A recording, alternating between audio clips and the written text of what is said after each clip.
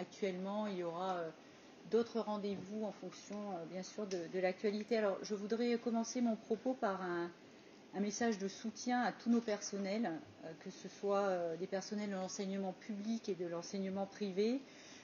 Avec les personnes qui sont avec moi aujourd'hui, nous voulons vraiment saluer leur engagement et je dirais également leur courage. Alors pourquoi leur courage? Parce que certains de ces personnels ont perdu leur logement, certains logements de fonction ont été incendiés, ils ont également vu leurs établissements complètement détruits ou saccagés et certains ont même été en danger physiquement.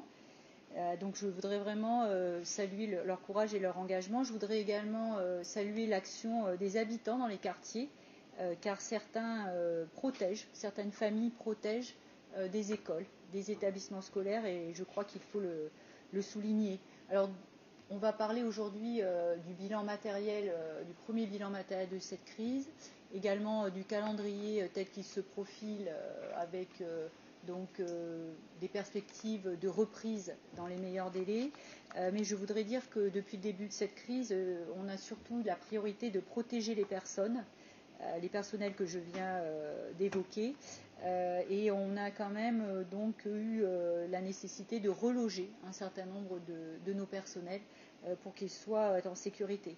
Alors pourquoi j'évoque également ces situations? Parce qu'on estime évidemment que les dégâts matériels sont considérables, mais bien sûr il faudra aussi tenir compte de l'impact psychologique majeur de ces événements sur nos personnels, toutes catégories confondues dans les établissements scolaires, mais également sur les familles et bien sûr sur nos élèves. Donc j'y reviendrai, il y a un travail très spécifique qui est fait par nos équipes pour tenir compte bien sûr de ces impacts psychologiques. Alors je voudrais quand même rappeler que le principe vraiment de base, c'est que nous préparons une reprise, mais elle ne pourra se faire, elle se fera dans les meilleurs délais, mais elle ne pourra se faire bien sûr que quand la sécurité sera rétablie. C'est un des objectifs prioritaires qui a été également fixé par le président de la République, et que la liberté de déplacement des personnes, mais aussi des biens, puisque nous avons des problématiques d'approvisionnement, bien sûr en carburant, des problématiques d'approvisionnement en denrées alimentaires. Donc il n'y a que dans des conditions de service qui pourraient être rendues aux établissements que nous pourrons réouvrir.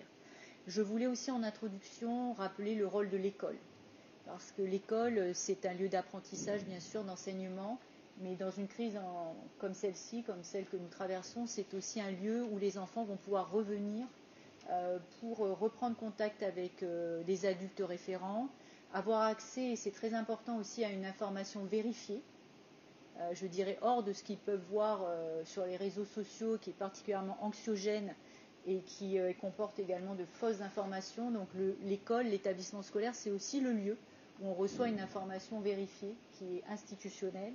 Il y a aussi bien sûr les services élémentaires de cantine, et puis pouvoir aussi être en contact bien sûr avec des infirmiers scolaires, des psychologues, avoir un accompagnement tel que je le précisais juste avant. Et puis ce sera un lieu, et c'est important, que ce soit du primaire jusqu'à l'enseignement supérieur, où le vivre ensemble devra aussi, même si les choses sont complexes aujourd'hui, se reconstruire petit à petit. Alors je vais commencer par un bilan matériel. Alors bien sûr ce bilan il est en cours, il devra être affiné parce que nous n'avons pas accès à tous les sites concernés. Vous savez qu'il y a encore des quartiers, notamment dans le nord de Nouméa, mais aussi dans l'agglomération, qui ne sont pas forcément accessibles. Donc nos directeurs, directrices, tous les chefs d'établissement, que ce soit dans le primaire ou dans le secondaire, font remonter des informations, des choses très précises, mais cela ne nous permet pas d'avoir encore un bilan exhaustif. Alors il y a plusieurs écoles qui sont très dégradées, notamment sur la ville de Nouméa. Je pense à Gustave-Lot, à la maternelle Les Orchidées, celle des Pervenches, et on estime à une vingtaine d'écoles les écoles qui ont été partiellement dégradées et pillées. Donc il y a quand même beaucoup de dégradation, et vous comprenez bien qu'il est difficile d'avoir un bilan financier à ce stade. Sur les collèges et les lycées, ce que je vous dis concerne bien sûr le public et le privé, puisque nous avons travaillé également avec l'enseignement privé. Donc les écoles dont je parle, cette vingtaine d'écoles, ça couvre aussi l'enseignement privé. Sur les collèges et les lycées, on a une dizaine d'établissements qui sont dégradés totalement ou partiellement. Donc pour ce qui est dégradé totalement, nous avons le lycée professionnel P3 Titi, C'est quand même un lycée où il y a plus de 700 élèves. Les collèges de Caméré, d'Auteuil et de Boulary, où là les dégâts sont assez considérables. Et ensuite, on a des dégradations partielles sur les collèges de Porte-de-Fer, de Rivière-Salée, de Dimbéa-sur-Mer et de Tuban, ainsi que sur le privé avec notamment Saint-Pierre-Chanel au Mont-d'Or. Donc tout cela est en cours d'évaluation. Nous avons quand même estimé le nombre d'élèves qui étaient impactés. Donc on a quand même environ 4000 élèves dans le secondaire qui sont impactés par ces difficultés de scolarisation et à peu près 1000 élèves dans le primaire. Ce que je voulais vous dire, parce qu'il faut aussi être rassurant, même si la situation est très complexe, c'est que ce bilan fait l'objet également de dialogue avec l'État, dans le cadre de la venue du président de la République, mais bien sûr des groupes de travail qui sont mis en place actuellement. Et donc il y a une aide qui est sollicitée auprès de l'État pour pouvoir rapidement entrer dans une phase de réparation et de reconstruction de nos établissements scolaires. Vous l'avez entendu, le président de la République a même mentionné clairement dans ses interventions que la reconstruction de nos écoles et de nos établissements scolaires de manière générale devait être une priorité. Alors ça, c'est pour ce qui est du bilan matériel. Sur le bilan humain, nous sommes en train de contacter toutes nos équipes pour avoir des nouvelles. La première chose, c'est déjà avoir des nouvelles de nos personnels, pour avoir aussi leur ressenti. Il y a un numéro vert, je le redonnerai en fin de conférence de presse, mais c'est le 05 0016. Alors c'est un numéro qui est dédié à nos personnels, c'est le personnel des établissements, qu'ils soient du privé ou du public, qui peuvent contacter ce numéro pour échanger, mais aussi avoir un certain nombre de renseignements, mais déjà dans une première prise de contact. Alors pour ce qui est du calendrier des prochaines semaines, donc le calendrier scolaire, déjà dans un premier temps, reste inchangé. C'est-à-dire que la semaine prochaine, les établissements scolaires seront fermés, que ce soit le primaire ou le secondaire, sur tout le territoire. Donc nous sommes en contact avec les autres provinces et avec les communes. Il peut y avoir peut-être une approche différente sur les îles, on attend une confirmation de leur part, mais il y a partout sur la Nouvelle-Calédonie, même s'il n'y a pas de destruction d'établissements scolaires, des problèmes d'approvisionnement au niveau alimentaire, au niveau carburant. Il n'y a pas de transport scolaire à l'heure où je vous parle, donc évidemment, même si les dégâts ne sont pas les mêmes sur les différentes provinces et l'agglomération, eh bien, les différents exécutifs ont choisi donc de fermer les établissements scolaires primaires et secondaires la semaine prochaine. Alors cette semaine, elle va être vraiment occupée à reprendre contact avec nos équipes et à préparer la reprise dont je vais vous parler. Ensuite, cette semaine va être suivie de 2 semaines de congés scolaires, comme c'était prévu. Donc je vous confirme qu'on ne touche pas à ce calendrier. Et ces 3 semaines vont nous permettre de mettre en place vraiment des actions très précises. Donc pour nos personnels, dès la semaine prochaine, ils seront contactés, que ce soit en présentiel ou en distanciel, pour commencer à faire un premier bilan. Et pour nos élèves, dès la semaine prochaine, il y a des activités pédagogiques qui ont été préparées, notamment sur le primaire, qui vont être transmises dans les établissements scolaires. Alors, que ce soit dans le primaire ou dans le secondaire, notamment au niveau des collèges et des lycées, ce sont les établissements scolaires qui communiqueront avec les familles, comme ça se fait habituellement, pour informer sur les modalités de transmission de ces activités pédagogiques. Alors la rentrée, nous l'espérons et nous la prévoyons, nous travaillons en fait d'arrache-pied pour qu'elle ait bien lieu le 17 juin. Vous imaginez qu'elle se fera selon des modalités qui peuvent varier en fonction des zones géographiques. Il y aura certainement des enfants qui devront être déplacés d'un établissement à l'autre, puisque, comme je vous le disais, nous avons des établissements complètement détruits. Nous sommes en train de faire une revue très précise des effectifs de tous nos établissements pour voir comment il peut y avoir des transferts, que ce soit dans le primaire ou dans le secondaire. On travaille beaucoup avec les mairies également et la province, et sous l'égide du vice-rectorat. Il peut y avoir aussi des emplois du temps adaptés. Enfin, il y aura un certain nombre de modalités que nous nous préparons à mettre en place et cela va être travaillé dans les semaines à venir. Alors, les semaines à venir, nous allons avoir également un gros travail sur la continuité pédagogique. Si nous avons besoin de la déployer après les vacances scolaires de manière renforcée, ce travail va être fait pendant ce laps de temps. Nous allons également travailler, comme je vous l'ai dit en introduction, sur la prise en charge psychologique des personnels et des élèves. Et il y a aussi un gros travail à faire, nous en sommes vraiment conscients, sur les conditions de retour en classe. Nous savons très bien qu'après ce qui s'est passé, ces problématiques également peuvent être transférées dans le cadre scolaire. Donc nous devons vraiment travailler ensemble à des protocoles d'accueil qui seront travaillés avec nos inspecteurs, nos chefs d'établissement, nos enseignants. Il peut y avoir dans les mêmes établissements des élèves qui ont été victimes, des personnels qui ont été victimes et d'autres qui aussi ont pu participer, soyons-en conscients, à des exactions sur le terrain. Et donc il est notre responsabilité de ne pas nier cet état de fait et de vraiment le travailler pour que nos équipes et nos élèves reviennent dans les meilleures conditions. Et là, on veut vraiment entendre nos chefs d'établissement et nos personnels sur ces sujets pour anticiper ces difficultés éventuelles. Je voulais vous dire aussi, pour rassurer les parents et les élèves, que nous allons évidemment avoir une attention particulière aux élèves qui ont des examens à passer cette année, que ce soit à la fin du collège, mais bien sûr pour nos premières et nos terminales. Ils sont vraiment dans les priorités que nous allons travailler pour ne pas qu'ils soient pénalisés, pour mettre en place. Voilà, on est déjà en contact avec le ministère par l'intermédiaire de monsieur le vice-recteur pour voir quelles peuvent être les modalités. La même chose pour l'enseignement professionnel, puisque le fait que le lycée P3 à Titi soit extrêmement dégradé, nous aurons des problèmes d'accès à des plateaux techniques et également à des stages, puisque le milieu économique étant très impacté, évidemment, il va falloir remoduler nos formations professionnelles. Donc voilà ce que je voulais vous dire dans un premier temps sur la question de la reprise. Donc c'est vraiment l'objectif du 17 juin. Et en attendant, nous nous mettrons au service des familles et de nos personnels et nous enverrons également le maximum d'activités pour que les parents puissent bénéficier de cette aide, de ce soutien au quotidien en attendant que la reprise soit effective. Je vais passer la parole à Madame la Présidente de l'Université qui va évoquer évidemment sa partie. Alors concernant l'université, les campus universitaires, le campus de Nouville et le campus de Baco sont fermés et restent fermés jusqu'à nouvel ordre, en fait, jusqu'à ce que les conditions de sécurité d'accès au campus soient réunies, les conditions qui permettent le déplacement, bien sûr, des personnels, mais également des étudiants pour revenir sur le campus.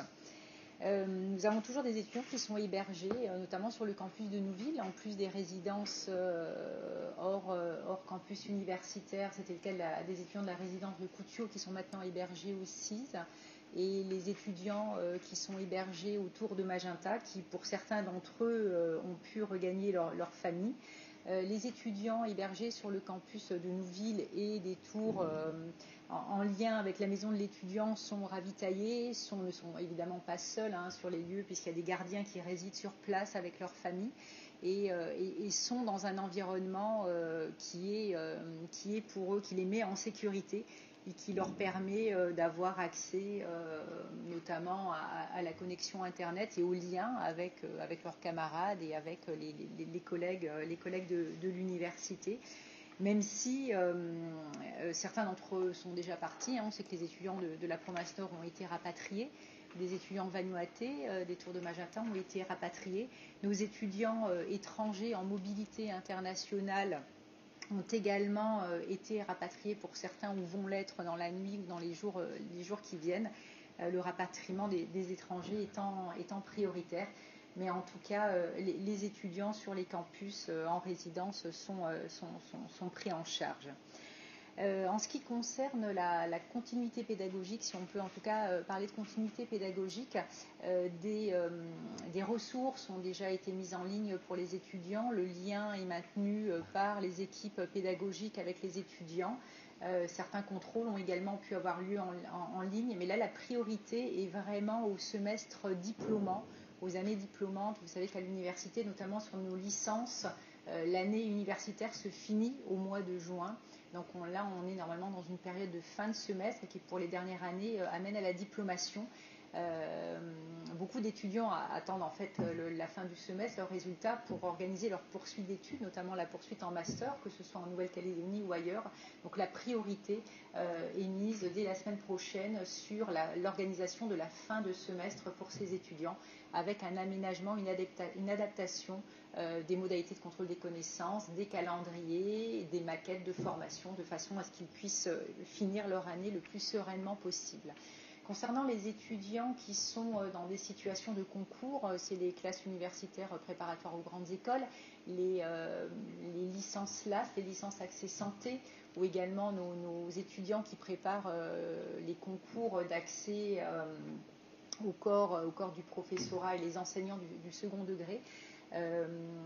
Pour beaucoup d'étudiants, les examens, les épreuves écrites ont eu lieu, les épreuves orales ont pu se passer pour certaines en visio, sans que les étudiants aient besoin de se déplacer. Et pour ce qui n'est pas encore fait, on a un délai qui nous permettra d'aller jusqu'au fin juin pour pouvoir organiser, notamment pour les LAS, les épreuves écrites, avant d'organiser les épreuves orales. On travaille pour ça en lien avec les universités qui les accueilleront, et notamment l'université de Bordeaux qu'on remercie pour son soutien. De la même façon, les épreuves orales pour les étudiants qui se préparent au concours de l'enseignement vont avoir lieu le plus tard possible. Les étudiants calédoniens vont passer parmi les derniers, ce qui nous permettra d'avoir un calendrier plus souple qui leur permettrait de partir sans doute vers la 3e ou 4e semaine du mois de juin.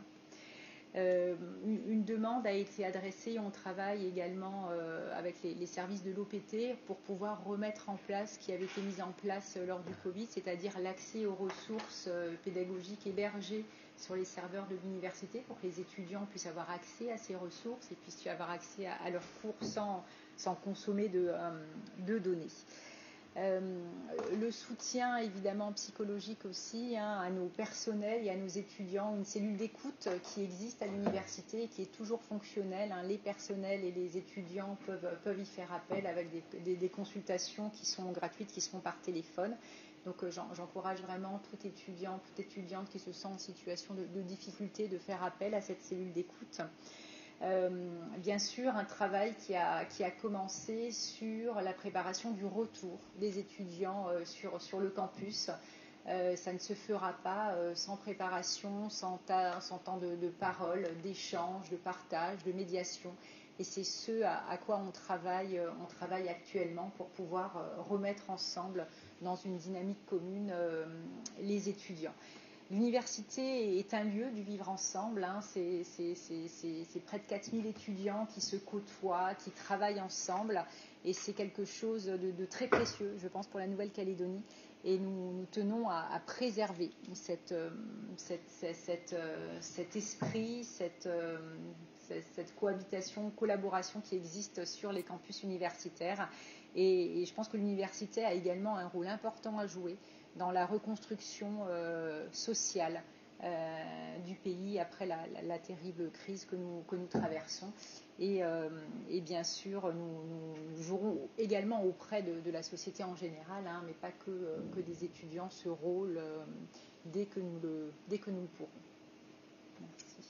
Merci Madame la Présidente. Avant de passer aux questions, je voulais vraiment assister. Je sais que pour l'instant, on est quand même tous humainement extrêmement touchés par ce qui se passe, et on est un peu dans un état de sidération.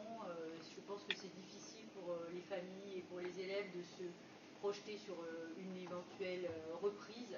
Il y aura beaucoup d'étapes à passer, mais je pense qu'il faut le dire dès maintenant, ce sera très important dès que les établissements scolaires vont réouvrir, de renvoyer les élèves, qu'ils soient du nord, du sud, des îles.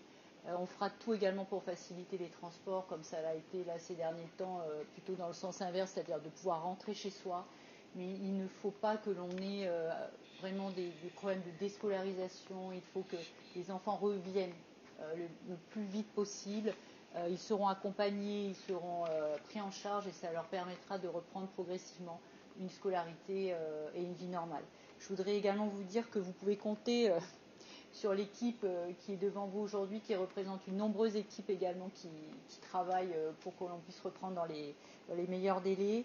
Je pense que ce travail, nous le devons, comme l'a dit Madame la Présidente, à nos enfants, à la Nouvelle-Calédonie, et on sait qu'on peut également compter, ils sont nombreux déjà à nous contacter, sur nos enseignants, nos inspecteurs, nos personnels dans les écoles, qui malgré les difficultés se portent déjà volontaires pour reprendre le travail et pour pouvoir reconstruire. Donc nous sommes à la fois évidemment touchés par cette situation comme tout le monde, mais on a aussi beaucoup d'espoir sur cette remise en route et sur cette reconstruction à laquelle nous allons tous nous atteler. En tout cas, vous pouvez compter sur nous. Si vous avez des questions, nous sommes à votre disposition. Une des premières choses que vous avez évoquées dans votre introduction, c'est le fait qu'il était aussi important de retourner à l'école pour avoir accès à des informations vérifiées. Est-ce que l'enseignement, les programmes calédoniens pourraient évoluer pour expliquer cette crise, pour faire de la sensibilisation à l'image, aux médias, aux réseaux sociaux, parce qu'on voit qu'il y a aussi une cristallisation de l'attention, de la peur, voire de la haine, beaucoup sur les réseaux sociaux, beaucoup de fausses informations. Est-ce que cette crise est aussi l'occasion de repenser les enseignements, ou en tout cas, est-ce qu'il va y avoir un aménagement spécifique pour faire de la pédagogie là où clairement on en manque cruellement?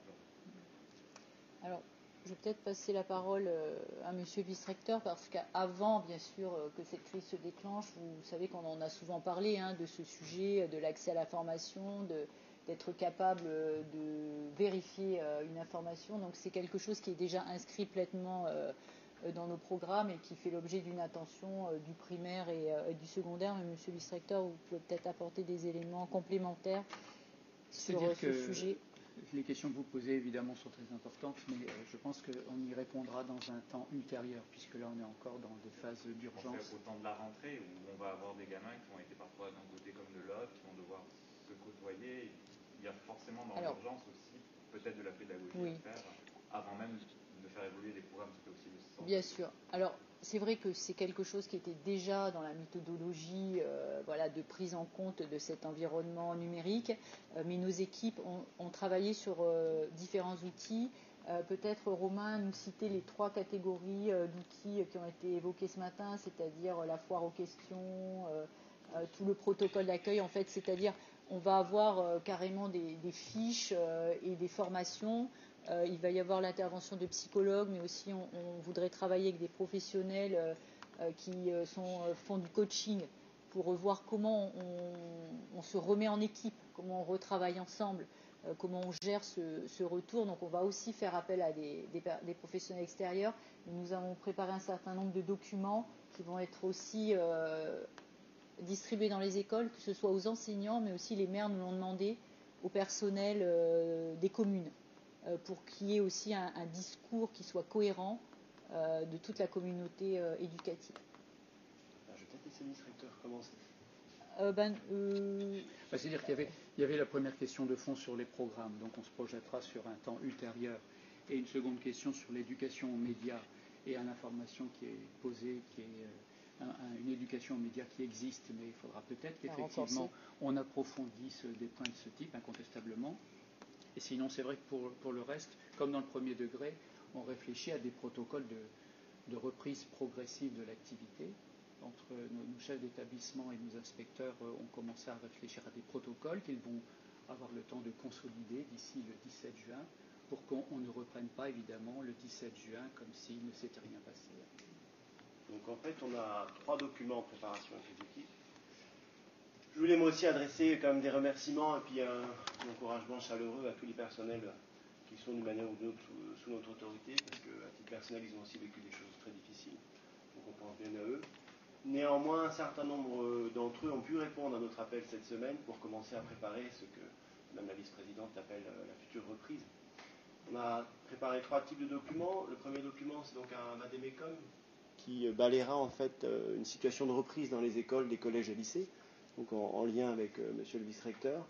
Je sais que Madame la présidente de l'université va aussi nous aider de ce point de vue-là, je la remercie. Ce vadémécum, il va balayer un peu la situation globale qui va être celle des enseignants lorsqu'ils vont accueillir les enfants. Et on a donc mis dedans les réponses les plus appropriées pour avoir des séquences d'accueil des enfants, et aussi bien sûr pour les personnels eux-mêmes qu'on réunira préalablement bien sûr pour les former, parce qu'on ne peut pas réunir tout le monde comme ça d'un coup et reprendre les enfants compte tenu de ce qui s'est passé. Le deuxième document, c'est une foire aux questions, tout simplement parce qu'on a d'ores et déjà un nombre d'interrogations quand même très important de la part de nos personnels. Il y a des sujets qui vont être à traiter, vous l'avez évoqué tout à l'heure monsieur, il y a des sujets très sensibles qu'il va falloir évoquer avec beaucoup de précautions, de tact.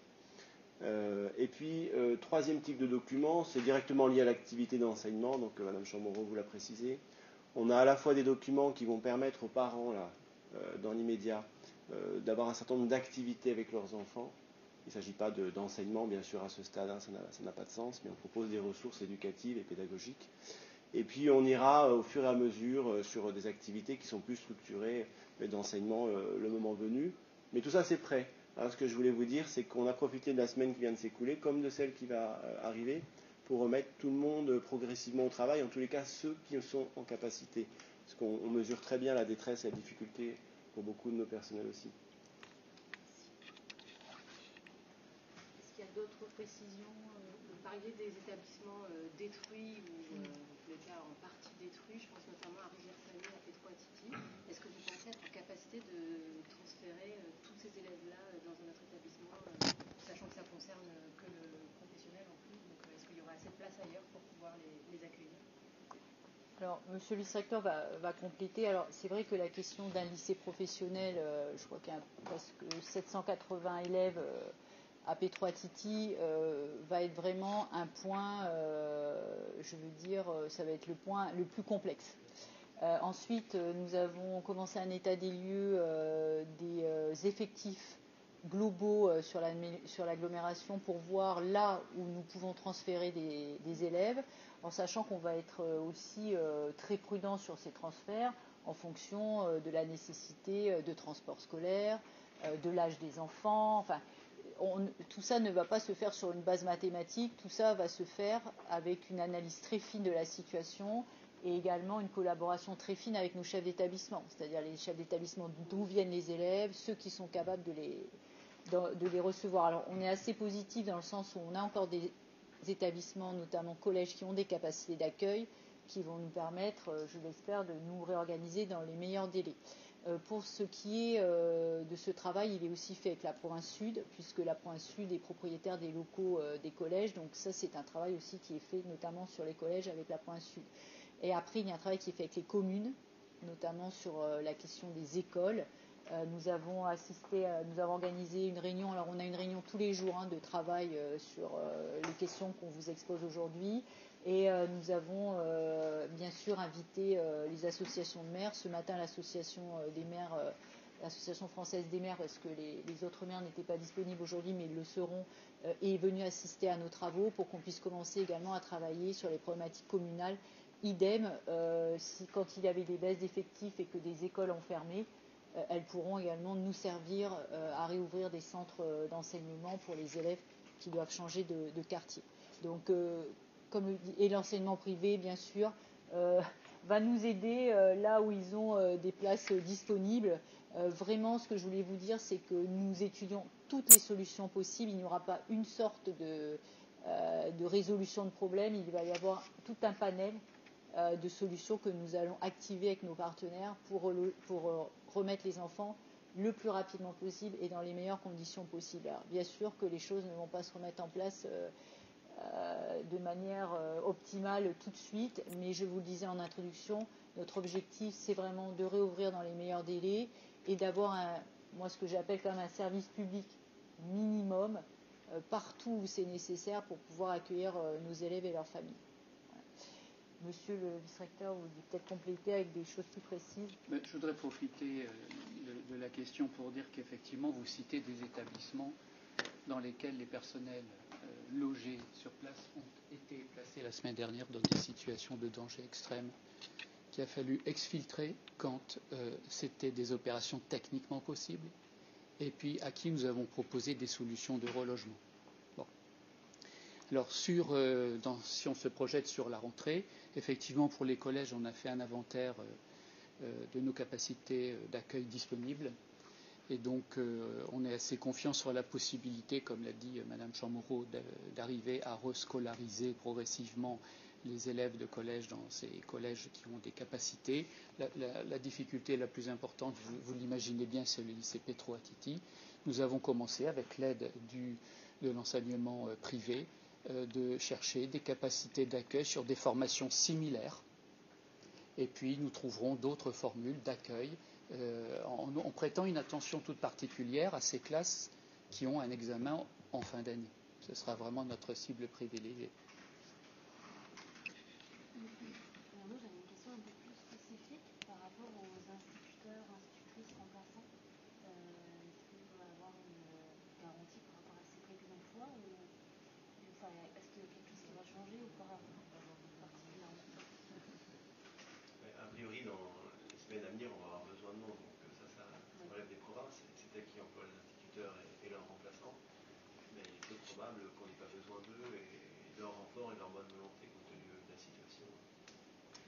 Nous allons, pour compléter aussi votre question, même faire appel à nos instituts de formation, c'est une période où nos enseignants qui sont en formation devaient aussi réaliser des stages. Et donc on va leur demander aussi de venir aider dans les écoles pour renforcer les équipes. Donc effectivement, je pense que les instituteurs remplaçants vont venir renforcer les équipes, les plannings, et puis être aussi peut-être sur, je dirais, venir en complément des équipes quand elles en auront besoin. À très court terme, la semaine prochaine, ça sera une semaine de vacances aussi pour les étudiants et les élèves, ou il y a une continuité qui va être faite, en tout cas pour la semaine prochaine, pédagogique? Alors, on dissocie un petit peu, vous allez nous entendre, c'est un peu technique, mais on dissocie un peu continuité pédagogique et activité pédagogique. Donc la semaine prochaine, là, on va fournir, monsieur le directeur le disait, un certain nombre d'activités pédagogiques aux parents, parce que là, on est quand même, je parle du primaire particulièrement, on est quand même dans une période assez sensible. Donc l'idée, ce n'est pas de poser des contraintes ou la pression aux familles, c'est de leur donner des outils pour pouvoir au quotidien communiquer avec leurs enfants, leur proposer des activités, etc. Que ce lien reste le plus fort possible. Ensuite, au fur et à mesure des semaines, et ça peut commencer pendant cette fameuse période de congé, là on ira plus sur de la continuité pédagogique, puisque la continuité pédagogique, ça demande également d'avoir une relation avec son enseignant. Ça peut être une visio, ça peut être des exercices que l'on fait et qu'on nous corrige. Donc voilà, on va monter en puissance progressivement et elle pourrait être accentuée, cette continuité pédagogique, dans des zones à la rentrée où il y aurait un besoin qui est particulier. Mais dès cette semaine, et c'est vraiment notre volonté, la semaine prochaine, même si les établissements sont fermés, les parents recevront par l'intermédiaire soit de leur école, soit de leur établissement. Il y a déjà des professeurs qui ont pris... alors il y aura aussi les sites institutionnels de la DANC, du vice-rectorat. Les professionnels ont l'habitude de ces tuyaux, mais il y a aussi des enseignants qui ont déjà pris des initiatives de reprendre contact et de maintenir contact avec leurs élèves, puisque la situation n'est pas la même, mais c'est vrai que pendant la période Covid, il y avait eu un certain nombre d'outils qui avaient été mis en place, on commençait à connaître ces techniques, donc ça s'est réactivé aussi en fonction de la situation de nos enseignants et de leur disponibilité, puisqu'on a, comme pour tous les Calédoniens, des enseignants qui sont encore bloqués dans des zones où ils sont quand même plus préoccupés par leur sécurité et leur approvisionnement, et ils ne sont pas disponibles, bien sûr, mais ça, ce sera un travail d'équipe aussi qui se met en place. Mais on veut effectivement, vous avez raison, que dès la semaine prochaine, et ce signal qui soit envoyé aux familles et aux enfants, qu'il y a cette reprise progressive d'une vie normale et d'un lien avec l'école. Sur le bilan provisoire, ça a bougé un petit peu. On parle de 5 à 6 milliards de dégâts. Alors, on a des estimations, mais elles sont un peu trop globales.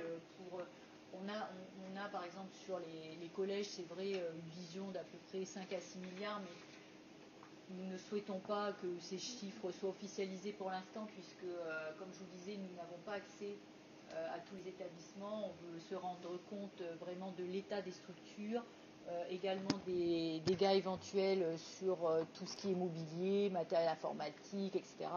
Et donc ça demande une estimation beaucoup plus précise. En tout cas, nous sommes en train de la compléter parce que ça fait partie aussi du travail que nous demande l'État. C'est d'avoir comme ça se fait dans le secteur économique, évidemment, c'est d'avoir un bilan le plus précis possible pour pouvoir demander un soutien particulier sur la reconstruction. Et ce sera une demande globale, c'est-à-dire qu'on travaille vraiment avec les communes, les provinces et la Nouvelle-Calédonie pour pouvoir défendre un dossier global, aussi bien pour le primaire, le secondaire, et si l'enseignement supérieur avait des besoins, ce serait dans la même lignée.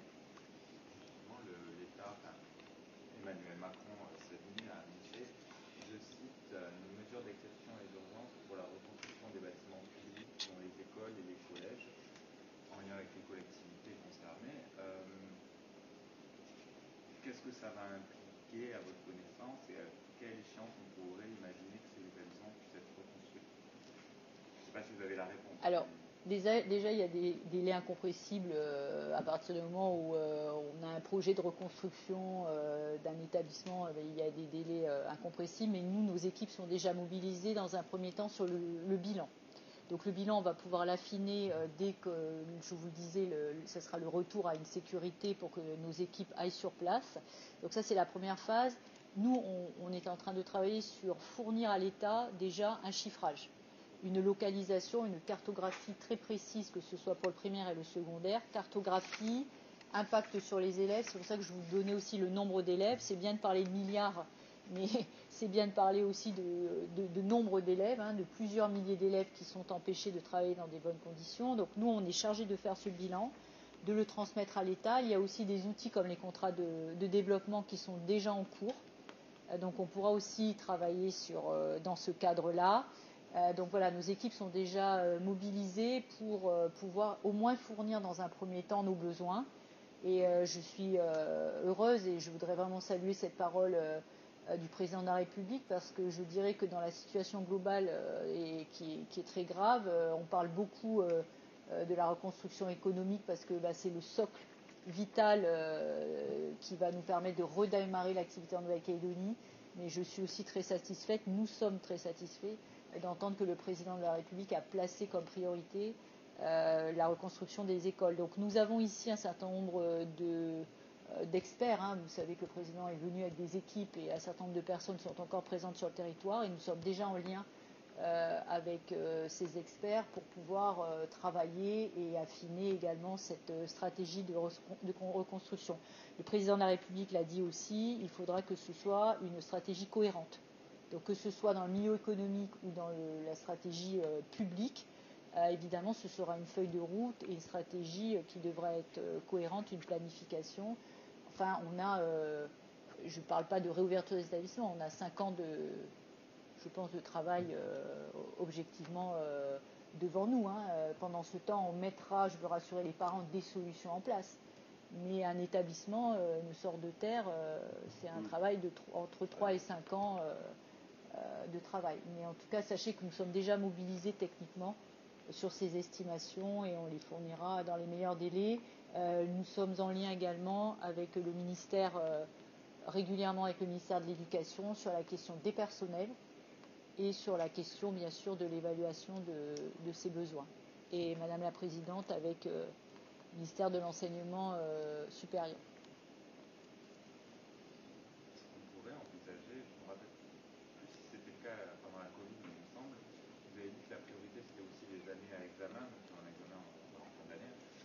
Est-ce qu'il serait envisageable de bouleverser pour eux le calendrier et réduire les périodes? Parce que là, ils vont perdre objectivement au moins 3 semaines de cours, dans le meilleur des cas. Est-ce que d'ores et déjà vous réfléchissez à des aménagements pour ces années plus spécifiques? Alors, je vais laisser Monsieur le Directeur sur la question examen, puisque c'est de la compétence en plus État et il travaille avec ses équipes sur ce sujet. Par contre, sur le calendrier scolaire, là, on l'a vraiment maintenu. On vous en a donné les raisons en introduction de ce point presse, parce que déjà, de toute façon, à partir du moment où la sécurité n'est pas entièrement revenue, il était inconcevable pour nous de déplacer nos personnels, nos élèves et nos familles la semaine prochaine. Donc la question était claire. Ensuite, nous avons ces 15 jours de vacances qui vont nous faire 3 semaines de travail ensemble pour pouvoir envisager cette reprise le 17 juin. ensuite, évidemment, comme pendant la période Covid, nous projetons, nous pourrions en tout cas modifier le calendrier scolaire d'ici la fin de l'année si c'était nécessaire. La Nouvelle-Calédonie est compétente pour le faire, effectivement, pour s'adapter, notamment à la question des examens. Après, monsieur le vice-recteur, je pense qu'on n'en est pas encore sur la question du contrôle continu, etc. Mais en fait, sachez que les équipes de monsieur le vice-recteur sont déjà en lien avec le ministère. Il l'a dit notamment sur la question de l'enseignement professionnel. Si par exemple les élèves ne peuvent pas faire de stage, etc., ça bouleverse quand même justement toute cette planification d'examen, voire anticiper ces difficultés. Nos équipes sont déjà en train d'y travailler.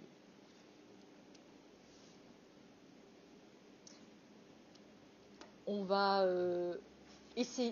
avancer, je ne vais pas dire au jour le jour parce que ce n'est pas vrai, mais en tout cas, on sera en tout cas le plus souple aussi possible et on sera surtout très à l'écoute dans ce premier temps avec nos personnels, mais aussi au niveau des familles. Nous avions aussi pendant la période Covid un numéro vert. Là, je vous ai parlé du numéro vert, je ne me trompe pas, il y en a tellement en ce moment, mais le 05 0016, c'est vraiment de l'interne, hein, je tiens à le dire, c'est pour tous les personnels publics, privés de l'enseignement. C'est vraiment pour les personnels, mais bon, ça représente des milliers de personnes. Et nous allons travailler pour ouvrir un numéro vert la semaine prochaine, comme on l'avait fait pour le Covid, pour les familles. Parce que quand les gens vont y voir un petit peu plus clair et ils auront envie d'appeler pour savoir si leur établissement va ouvrir, comment on fait pour accéder à la continuité pédagogique. Enfin, ils vont avoir beaucoup de questionnements. Donc ça, c'est un numéro que l'on travaille et qu'on espère ouvrir la semaine prochaine. Une dernière question.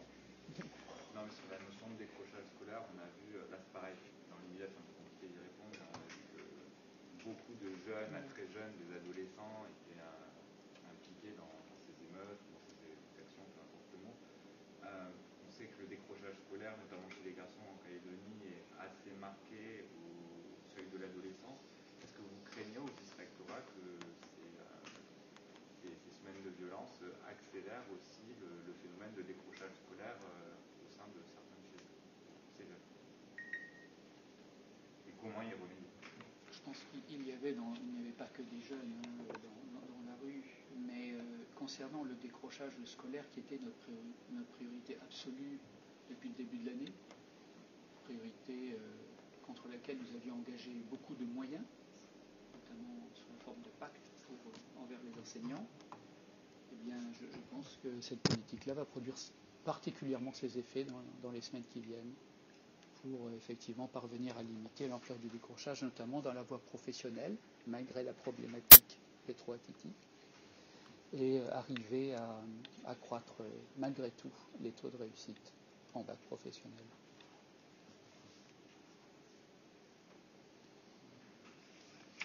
Est-ce que vous avez d'autres questions?